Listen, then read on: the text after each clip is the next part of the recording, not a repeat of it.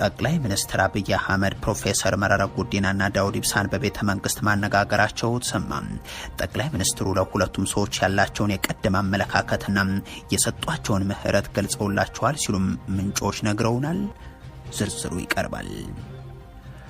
ወራሪዎችን ለመመከት ተዘጋጅተናል ሲሉ የፊልድ ማርሻል ብርሃኑ ጁላ አማካሪ ሌተናንት ጀነራል አለምሸት ደግፌ ተናገሩ። ጀነራሎቹ ለታሪካዊ ጠላቶቻችን ተዘጋጅተናል በሚሉበት በዚህ ወቅት በሀገሪቱ የተለያዩ አካባቢዎች ያሰማሩት ኃይል ደግሞ ዜጎችን በዘፈቀደ መግደሉን ቀጥሏል። ተጨማሪውን ሰማላችሁ። ህወሓት ከሻዕቢያው መንግስት ጋር አልተገናኘሁም አለ። ውሸትን በመደጋገም እውነት ማድረግ አይቻልም ያለው ህወሓት ከኤርትራ ጋር ግንኙነት አድርጓል ያሉትን አካላትን በስም ዘርዝሮ እንደ በፊቱ ድብቅ የጥፋት አጀንዳ ያላቸው ኃይሎች ሰበብ እየፈለጉ ነው ብሏል። እንመለከተዋለን። በኤርትራ ጦር ስር የሚገኙ የዛላምበሳና ኢሮብ ነዋሪዎች ተረስተናል አሉ። እንደ ኢሮብ ባሉ የኢትዮጵያ ግዛቶች መሰረታዊ አገልግሎቶች ከተቋረጡም 4 ዓመታት አልፏል። ሰሙታላችሁ። የፋብሪካው ከ3000 በላይ ሰራተኞች ተባረሩ። በመሬት መንቀጥቀጥ ከፍተኛ ጉዳት የደረሰበት የከሰም ስኳር ፋብሪካ ሰራተኞች ተሰናብታቸዋል የሚል ማስታወቂያም ደርሷቸዋል። ሌላኛው መረጃችን ነው። የሱዳን ወታደራዊ አውሮፕላን ተከስክሶ 46 ሰዎች ሞቱ። ከሞቱት መካከል ደግሞ አንድ ሜጀር ጀነራል ይገኙበታል ተብሏል። የተወደዳችሁ የኢትዮ ፎረም ቤተሰቦች አብራችሁን ስትቆዩ እነዚህን እና ሌሎችን መረጃዎችን ታደምጣላችሁ።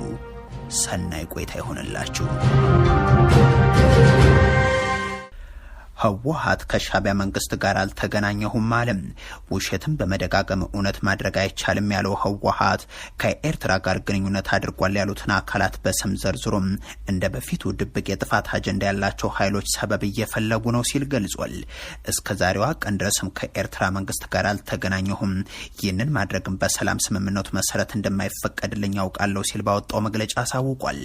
ይህንን ያስተጋቡት አካላትን ደግሞ የኢትዮጵያ መንግስት ባለስልጣናት በትግራይ አለ ያለውና የክደት ኃይል ሲል የጠራውን ቡድን አፍሪካን ኢንተለጀንስና ኦኤምኤን የተባለ ሚዲያ ነው። ትግራይ ውስጥ በበቀለው የብሔራዊ ክህደት ቡድን ከጥቂት ወራት በፊት የጠነሰሰው ውሸትና ስም ማጥፋት አሁን አገራዊና ዓለም አቀፋዊ መልክ ለማስያዝ እየሞከረ ነው የሚለው ድርጅቱም ህወሓትና የትግራይ ሰራዊትን ከኤርትራ መንግስት ጋር ድብቅ ግንኙነት እንደጀመሩ አስመስሎ የሚነዛው ወሬም ከሀቅ የራቀ ማስረጃ ሊቀርብበት የማይችል ብቻ ሳይሆን ተቀባይነት የሌለው ስም ማጥፋት ጭምር ነው ብሏል። በአፍሪካን ኢንተለጀንስና ኦኤምኤን እንደዚሁም በከፍተኛ የኢትዮጵያ መንግስት ኃላፊዎችና በቅርብና በሩቅ ያሉ የብሔራዊ ክህደት ቡድን አባላት ህወሓትና የትግራይ ሰራዊት ከኢትዮጵያ መንግስት በተቃረነ አኳኋን ከኤርትራ መንግስት ጋር እየተገናኙ ነው የሚል ማቋረጫ የሌለው ስም ማጥፋት እያስተጋቡ ነው ያለው መግለጫውም በዚህም የተጀመረውን የሰላም እንቅስቃሴ እያደናቀፉ ነው ሲል እነዚህን አካላት ከሷል። ሊበሏት ያሰቧትን አሞራ ጅግራነች ይሏታል እንደሚባለው ይህ ስም ማጥፋት ድብቅ ተልዕኮ የተሸከመ የፕሪቶሪያ ስምምነትን የሚቃረን መሆኑን የትግራይ የኢትዮጵያና የዓለም አቀፉ ማህበረሰብ በአግባቡ ሊገነዘበው ይገባል የሚለው ህወሓት ድብቅ ተልዕኮ ያለውን ጉዳይ ግን አልጠቀስም። ህወሓት የትግራይ ሰራዊትም ሆነ የትግራይ ህዝብ የሰላም ስምምነቱ በሙሉ እንዲፈጸም በፍትህ በህግ ልዕልና የተመሰረተ ዘላቂ ሰላም ከማረጋገጥ ውጭም ሌላ የተደበቀ ፍላጎት የላቸውም ሲል በእርሱ በኩል ግን የተደበቀ ነገር እንደሌለም አብራርቷል። ይህ በእንዲህ እንዳለ የሰላም ስምምነቱን በአግባቡ በመፈጸም ሀገራዊና አካባቢው ሰላምን ለማምጣት ከመስራት ይልቅ በሬ ወለደ የሆነ ስም ማጥፋት በማስተጋባት ህዝብና ዓለምን በማደናገር ሌላ ድብቅ ፍላጎት ለመፈጸም መሞከር ፍጹም ኃላፊነት የጎደለው አካሄድ መሆኑን አስታውሳለሁ የሚለው መግለጫው ህወሓትና ሰራዊቱ የፕሪቶሪያ ውል ከተፈረመበት ጊዜ አንስቶ እስካሁን ድረስ ለሰላም ያላቸውን ፍላጎትና ቁርጠኝነት በተግባር ለማሳየት ሁሉንም አይነት በደሎችና ችግሮችን ተሸክመውና ችለው በተስፋ እየጠበቁ ነው ሲልም አትቷል። በሰላም ሂደቱ ተስፋ አንቆርጥም ብለን ውስጣዊና ውጫዊ ተንኮሎችን ችለን ባለንበት ወቅት ዘንድሮም እንደ ከዚህ ቀደሙ ያልሆነ ምስል በማስያዝ የሰላሙን ሂደት በመቃወም የሚደረገው እንቅስቃሴ በፍጥነት ሊታረም ይገባዋል ሲልም አሳስቧል። ጠቅላይ ሚኒስትር አብይ አህመድ ፕሮፌሰር መረራ ጉዲናና ዳውድ ኢብሳን በቤተ መንግስት ማነጋገራቸው ተሰማ። ጠቅላይ ሚኒስትሩ ለሁለቱ ሰዎች ያላቸውን የቀደመ አመለካከትና የሰጧቸውን ምህረት ገልጸውላቸዋል ሲሉ ምንጮች ለጣቢያችን ተናግሯል። የኦፌኮ መራራን ትግሬዎች ወቅተውን ስልጣናችንን ሊያሳጡን ሲመጡ ዝም በማለት ቂም ይዤብሃለሁ ያሏቸው ሲሆን ዳውድን ደግሞ ሳላስር ቀርቻለሁ ሲሉ ተናግረዋቸዋል በማለት የቤተ መንግስቱ ምንጮች ነግረውናል። ጠቅላይ ሚኒስትር አብይ አምርረው እንደሚጠሏቸው ደጋግመው ከተናገሩላቸው ሰዎች መካከል የኦነጉ ሊቀመንበር ዳውድ ኢብሳና የኦፌኮ አቻቸው መራራ ጉዲና ይነሳሉ። የኦነጉ ሊቀመንበር ልትገድሉኝ ገዳይ ስኳድ አስገብታችኋል፣ እኔ በገንዘብ እናንተን ለመርዳት ስሰራ እናንተ ግን እኔን ለመግደል ትሰራላችሁ ወዘተ እያሉ ሲከሷቸው እንደነበርም የሚታወስ ነው። ከዚህ በተጨማሪም ድርጅታቸው ኦነግንም የቀነጨረ ድርጅት ነው ሲሉት እንደነበር አይዘነጋም። የብልጽግና ፈተና የቀነጨሩ ፓርቲዎች ናቸው። ኦነግ፣ ኢህአፓ፣ መኢሶ ምናምን እኮ 50-60 ዓመታቸው ነው። አሁንም አለን ይላሉ። የሉም እኮ ሞተዋል፣ ግን አለን ነው የሚሉት። ገዳይ ስኳድ አታስገቡ ከተማ ውስጥ። እኔን ለመግደል የምታደርጉት ሙከራ ተው፣ አይጠቅማችሁም። የኦፌኮ ሊቀመንበርም ከተመሳሳይ የብልጽግናው ፕሬዝዳንት ፍረጃ ያላመለጡ ሲሆን በተለይም በ2011 ጥር ወር ላይ አብይ በተገኙበት ስብሰባ መራራ ጉዲና በአፍህ የምትናገረው ንግግር ተግባራዊ አድርግ ብለው መናገራቸው በጠቅላይ ሚኒስትሩ አስወግዟቸው ነበር። በወቅቱ ጠቅላይ ሚኒስትሩ ለብዙ የህብረተሰብ ክፍሎች ቃል የሚገቡበትና አንዳችም ስራ የማይሰሩበት ስልጣናቸውን ለማደላደል ያመችኛል ያሉትን ተግባር ለማከናወን አያሌ ቃላትንም የሚሰነዝሩበትም ነበር። ከዚህ ጎን ለጎን ስለ እርቅ ይቅርታ የሚናገሩ ስለ ሰላምም የሚሰብኩ ግን ደግሞ በተግባር ተቃራኒው ሲፈጽሙ ያስተዋሉት መራራ ጉዲና የምትናገረውን አድርግ በሚል ሲናገሯቸው ለዚህ ንግግራቸው በአዳራሽ ውስጥ በጭብጨባ ሲደገፉ ጠቅላይ ሚኒስትሩ ያዳምጡ ነበር። ጠቅላይ ሚኒስትራችን ቃል እንዲገባ የሚፈልገው ዎክ ዩር ቶክ የሚሉት ፈረንጆች የተናገርከውን በስራ ላይ ለማዋል ቁርጠኝነቱ ይኑሪ ነው። ይሄ ምክር እንጂ ሌላ ነገር አይደለም። ዎክ ዩር ቶክ የተናገርከው ስራ ላይ ለማዋል ቁርጠኝነቱ ይኑሪ ነው። የኦፌኮ ሊቀመንበር መራራ ጉዲና በዚህ መልኩ የተናገሩት ከጠቅላይ ሚኒስትሩ በኋላ መሆኑና አብይም ለዚህ ንግግራቸው መልስ ለመስጠት የሚያስችል እድል ስላላገኙ ከሁለት ወራት በኋላ በሌላ መድረክ ይህንን ቂማቸውን ሲወጡ ተሰምቷል። እኔ ከእስር ቤት አስፈትቸው የምትናገረውን አድርግ በማለት መከሬ በማለትም በብስጭት ይናገሩ ነበር። በቅርቡ ዶክተር መራራ ጉዲና ዶክተር ብርሃኑ ነጋና ዶክተር አረጋዊ ጋር በኢሲኤ ክርክር ነበር። ዶክተር መራራ ጉዲና ከእስር ቤት የወጡ ሁላችሁም እንደምታውቁት፣ ዶክተር አረጋዊ በርሄ 43 ዓመት አዲስ አበባ ማየት ተስኗቸው ከ43 ዓመት በኋላ አዲስ አበባን ያዩ፣ ዶክተር ብርሃኑ ነጋ ድርጅታቸው አሸባሪ እሳቸው የሞት ፍርድ የተፈረደባቸው፣ ጠቅላይ ሚኒስትሩ ጎናቸው ተቀምጦ ስለ ወደፊት ኢትዮጵያ እየተናገረ እባክዎትን ወቅ ዘተው ይሉኛል። ከምን እንደመጡ እንኳን የዘነጉ ሰዎች ናቸው። ምንም እንኳን መራራ ጉዲና ከእስር ቤት የወጡት አብይ ጠቅላይ ሚኒስትር ሳይሆኑ አቶ ኃይለማርያም ደሳለኝ ስልጣንም ሳይለቁ ቢሆንም አብይ ግን በኦፌኮ ሊቀመንበር የቋጠሩት ቂምን ለመወጣት እንዲህ ያለ ሐሰተኛ ንግግርን እስከ መናገር ደርሰው ነበር። በዚህ መልኩ ሲያጣጥሏቸው የነበሩትን የኦፌኮ ሊቀመንበር መራራ ጉዲናንና የኦነጉን ዳውድ ኢብሳንም ከአንድ ሳምንት በፊት ወደ ቤተ መንግስት ጠርተዋቸው እንደነበር ኢትዮ ፎረም ከጠቅላይ ሚኒስትር ጽህፈት ቤት ያገኘው መረጃ ያመለክታል። ሁለቱ የኦሮሞ ፖለቲካ ድርጅቶች ሰሞኑን በኢሊሌ ሆቴል ስብሰባ ከማድረጋቸው አንድ ሳምንት አስቀድሞም በቤተ መንግስት ከጠቅላይ ሚኒስትሩ ጋር መገናኘታቸው የታወቀ ሲሆን ለሁለቱም አመራሮች ጠቅላይ ሚኒስትሩ ያላቸውን ቅሬታ እንዳቀረቡላቸውም ሰምተናል። የኦነጉን ሊቀመንበር አንተ ለሸኔ ትዕዛዝ እንደምትሰጥና ታጣቂ ኃይሉን ከከተማ ሆነህ እንደምትመራው ወሬ ስሰማ የነበረ ቢሆንም አላሰርኩህም፣ ይህንን ባለማድረግ ልታመሰገነኝ ይገባል በማለት ሲናገሩ ያዳመጧቸው አስተያየት ሰጪዎች የሀገር መሪ ሆነው ሰዎችን የሚያስሩት በአሉባልታና ወሬ ላይ ነው ወይ ሲሉም ጠይቋል። የኦፌኮ ሊቀመንበርን በተመለከተ ሲናገሩም ሁለት በደሎችን ፈጽመብኛል በማለት ተናግረዋል ተብሏል። የመጀመሪያው የትግራይ መሪዎች የሚያካሂዱት ምርጫ ስታጅብ ኑረህ የኔን ምርጫ ግን አልሳተፍም ብለህ እምቢ ማለት ነው። በመቀጠልም ትግራዮች ስልጣናችንን ሊነጥቁን ደብረ ብርሃን ሲደርሱም ምን ሆናችሁ ነው የት ናችሁ ሳትለን ዝም ብለህ ድምፅህን አጠፋ በማለት ቅሬታቸውን ነግረዋቸዋል ብለዋል። ጠቅላይ ሚኒስትሩ በቀጣይ አካሂደዋለሁ በሚሉት የምርጫ ድግስ ላይ አመራሮቻቸውን ገድለውና ቢሮዎቻቸውን ዘግተው ያዳክሟቸውን ኦነግና ኦፌኮን እንዲያጅቧቸው ይፈልጋሉ ያሉት ምንጮች ከኢሊሌው ሆቴል ስብሰባ አስቀድሞም በቤተ መንግስት የተካሄደው ውይይት ዓላማውም ይህ እንደሚሆን ገምተዋል። ለመራራ ጉዲና የትግራይ ሰዎች ሀገር ሲመሩ ምርጫ ስታጅብ ኑረ እኔን አላጅብ አልከኝ የሚለው ንግግራቸው ግን ጠቅላይ ሚኒስትሩን በፓርላማ ተናግረውት የሚያውቁት ነው። እንዳይወጡ ለምነናል። ለምሳሌ ኦሮሚያ ውስጥ ኦፌኮ እንዳይወጣ እኔ ያናግራቸዋል። እናግዛችሁ ተወዳደሩ ብዬ ማለት ነው። የቲፒኤልኤፍ ምርጫ ሲያጅብ የነበረ ኃይል ሁሉ አሁን ዛሬ ምርጫ ልወዳደርም ቢል የአጃቢነት ሱስ ስላለበት እንጂ የዘንድሮ ምርጫ ከአምናው ምርጫ ስለሚያንስ አይደለም።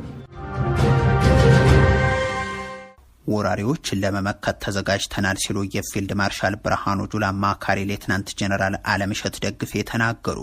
ጀነራሎቹ ለታሪካዊ ጠላቶቻችን ተዘጋጅተናል በሚሉበት በዚህ ወቅት በሀገሪቱ የተለያዩ አካባቢዎች ያሰማሩት ኃይል ደግሞ ዜጎችን በዘፈቀደ መግደሉን ቀጥሏል። ጀነራል አለምሸት በተለይም ከሳምንታት በፊት ስለ ሰራዊቱ ቁመናና እረፍት ማጣት ባደረጉት ንግግር ነበር የሚታወሱት። የፊልድ ማርሻሉ አማካሪ ሰራዊቱ የሚሊሻ ስራ ላይ ነው ተሰማርቶ ያለው፣ ይህ ተልዕኮ አልነበረም፣ በየሰፈሩ እየገባ የሚቀጥልበት ሁኔታ አይኖርም፣ ማረፍ ይኖርበታል፣ ለሌላ ተልዕኮም ዝግጅት ማድረግ አለበት ነበር ያሉት። ይህ የሚሆነው ግን እንደ አማራ ባሉ ክልሎች ለክልሉ የጸጥታ ኃይል ኃላፊነቱን አስረክመን በመውጣት ነው የሚለውን በማከል በእርሳቸው ሰራዊትም ይሁን ይሄ ይተካል ባሉት የመንግስት ኃይል በሰላማዊ ዜጎች ላይ የሚፈጽመው ግድያ ግን አሁንም እንደቀጠለ ነው።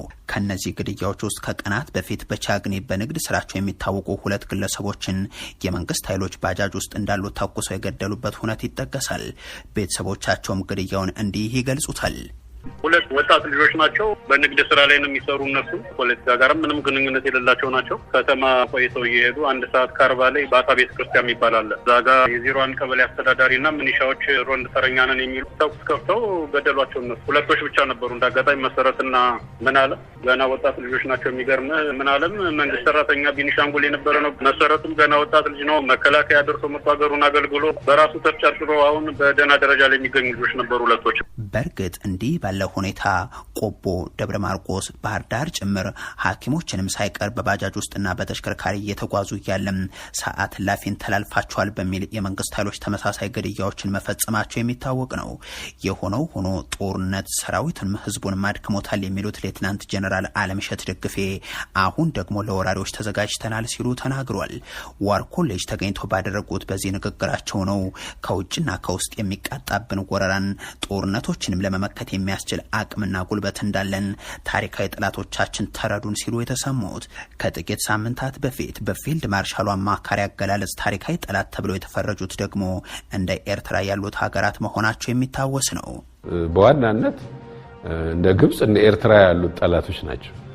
በግልጽ ለማስቀመጥ ወደ ሶማሊያ ግዛት ለመግባት ያላደረጉት ሩጫ አልነበረም።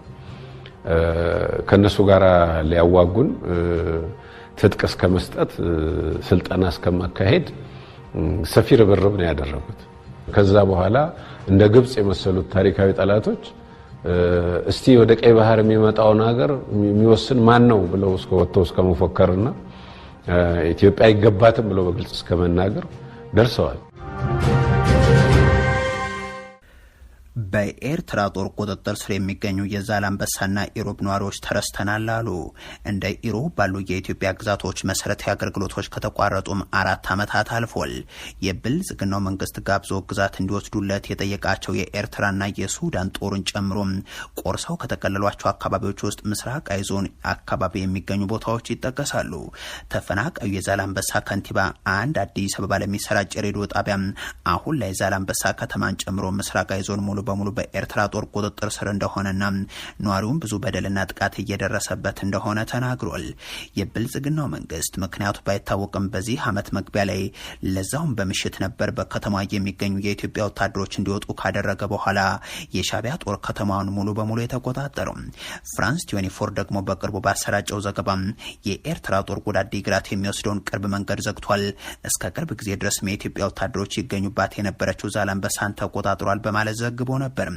የኤርትራ ጦር ኢሮብን ጨምሮ ሰዎችን በመመልመል ጭምር ወደ ሳጓ ወታደራዊ ማሰልጠኛ መውሰዱን የሚያሳዩ የቪዲዮ ማስረጃዎች መሰራጨታቸውም የሚዘነጋ አይደለም።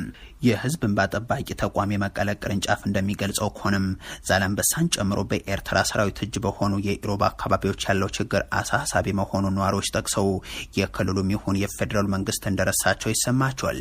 ብልጽግና ሻዕቢያን ጋብዞ በከፈተባቸው ጦርነት ሳቢያ በኤርትራ ሰራዊት እጅ የገቡ አካባቢዎች ባለመለቀቃቸው የአካባቢው ተወላጆች ላይ ችግር እየደረሰባቸው እንደሆነ አንስተው ብዙዎች መፈናቀላቸውን አብራርተዋል።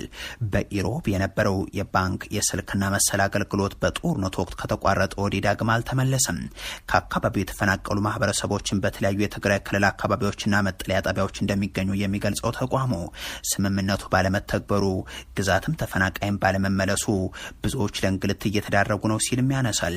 እንዲህ ያለ የግዛትና የተፈናቃዮች ጉዳይ የሚነሳላቸው እንደ አብርሃም በላይ ያሉ ይህንን ማስፈጸም የሚጠበቅበት የብልጽግናው መንግስት አገልጋዮች ግን ሰበብ ሲያስቀምጡ ነው የሚሰሙት። የፋብሪካው ከ3000 በላይ ሰራተኞች ተባረሩ። በመሬት መንቀጥቀጥ ከፍተኛ ጉዳት የደረሰበት የከሰም ስኳር ፋብሪካ ሰራተኞች ተሰናብታቸዋል የሚል ማስታወቂያ ደርሷቸዋል። ባለፉት ወራት በተደጋጋሚ በተከሰቱ የመሬት መንቀጥቀጦች ጉዳት ያጋጠመው የከሰም ስኳር ፋብሪካ ከ1000 በላይ ቋሚና ከ2000 በላይ ጊዜያዊ ሰራተኞችን እስከ መጪው ግንቦት ወር ባለው ጊዜ ውስጥ ተሰናብተው እንደሚጠናቀቁ ገልጿል። በስሩ ከ4000 በላይ ሰራተኞችን ያስተዳድራል የሚባልለት የከሰም ስኳር ፋብሪካ የሰራተኞችን የስራው ሊያቋረጠው ባሳለፍነው ሳምንት ማክሰኞ የካቲት 11 ባወጣው ማስታወቂያ ነው። በፋብሪካው የማስታወቂያ ሰሌዳ ላይ የተለጠፈው ይህ ማስታወቂያ የስራው ውላቸው የተቋረጠ ከ1200 በላይ ቋሚ ሰራተኞችን ስም ዝርዝር የያዘ ነው። ሌሎች ከ2500 በላይ የሚሆኑ ሰራተኞች ደግሞ በፋብሪካው በሸንኮራ አገዳና በሌሎች ተግባራት ላይ ተሰማርተው የነበሩ ጊዜያዊ የቅጥር ውል የነበራቸው ናቸው። እነዚህ ሰራተኞች በአፋር ክልል ሜቴክ በሰራው አዲስ ራዕይ ተብሎ በሚጠራው ካምፕ የሚኖሩ የነበሩ ናቸው። በስንብት ማስታወቂያው ላይ እንደተመላከተው ፋብሪካው ከዚህ ውሳኔ ላይ የደረሰው ከታህሳስ 20 ጀምሮ በተደጋጋሚ በአካባቢው የተከሰተው ርዕደ መሬት ባስከተለበት ከፍተኛ ጉዳት ስለመሆኑ ያብራራል። ከ2 ወራት ክፍያ ውጭ የሚታሰብላችሁ የለም ብለውናል። ቤተሰብ ላለን ሰዎች አስደንጋጭ ነው ሲሉም ሰራተኞቹ ተናግሯል። የስኳር ፋብሪካው የሰራተኞች ማህበር በበኩሉ ሰራተኞቹ ሳይባረሩ ወደ ሌሎች ፋብሪካዎች እንዲበተኑ ጥያቄ እንደሚያቀርብ መግለጹ ተሰምጧል። የስኳር ፋብሪካው ደግሞ በመሬት መንቀጥቀጡ ምክንያት ስራውን ሙሉ በሙሉ ያቆመ በመሆኑም በማስታወቂያ ስማቸው የተዘረዘረ ሰራተኞች የስራ ውል ከየካቲት 10 ጀምሮ በቅድመ ማስጠንቀቂያ መቋረጡን አትቷል። በሱዳን ወታደራዊ አውሮፕላን ተከስክሶ 46 ሰዎች ሞቱ። የሱዳን አንቶኖቭ ወታደራዊ የማዘዣ አውሮፕላን ከዋና ከተማዋ ካርቱም ወጣ ባለ የመኖሪያ ስፍራ አካባቢ ተከስክሶ 46 ሰዎች ለህልፈተ ህይወት መዳረጋቸው ታውቋል። ከሟቾቹ መካከል የመላ ካርቱም የቀድሞ ጦር አዛዥ ሜጀር ጀነራል ባህር ይገኙበታል ተብሏል። ከሞቱት ሰላማዊ ሰዎች በተጨማሪ 2 ወታደራዊ መኮንኖችም አሉበት ተብሏል። 10 ሰዎች ደግሞ ቆስሏል። የአይን ምስክሮች በወቅቱ ከባድ ፍንዳታ መስማታቸውንና በአካባቢው የነበሩ ቤቶች ላይም ጉዳት ሲደርስ ማየታቸውን ገልጿል። አንድ ወታደራዊ ምንጭ ለፈረንሳይ ዜና አገልግሎት እንደተናገሩት የአደጋው መንስኤ ቴክኒክ ችግር ሳይሆን አይቀርም። የአውሮፕላን አደጋው ትናንት ሌሊት የደረሰው ኦምዱርማን ከተማ ውስጥ በሚገኘው ትልቁ ወታደራዊ ኃይል ጦር ሰፈር ዋዲ ሰይድ አቅራቢያ መሆኑንም የአካባቢው አስተዳደር አሳውቋል። አደጋው ከመድረሱ አንድ ቀን አስቀድሞም የሱዳን ጦር የሚዋጋው ፈጥኖ ደራሽ ኃይል ኢሊዩሽን የተባለ ሩሲያ ሰራሽ አውሮፕላን በደቡባዊ ዳርፉር ዋና ከተማ ኒያላ ውስጥ ተኩሶ መጣሉን ተናግሮ ነበር። ቡድኑ እንዳለው አውሮፕላኑ በውስጡ ከነበሩ ሰራተኞች ጋር ወድሟል። የሱዳን ጦር ሰራዊት ከሱዳን ፈጥኖ ደራሽ ኃይል ጋር ጦርነት ውስጥ ከገባ 2 ዓመታት ሊቆጠር ጥቂት ጊዜ ቀርቶታል። የተወደዳችሁ የኢትዮ ፎረም ቤተሰቦች ለአሁን ያሰባሰብናቸው መረጃዎች ይህንን ይመስሉ ነበር። አበቃን። ቸር ያሰማን።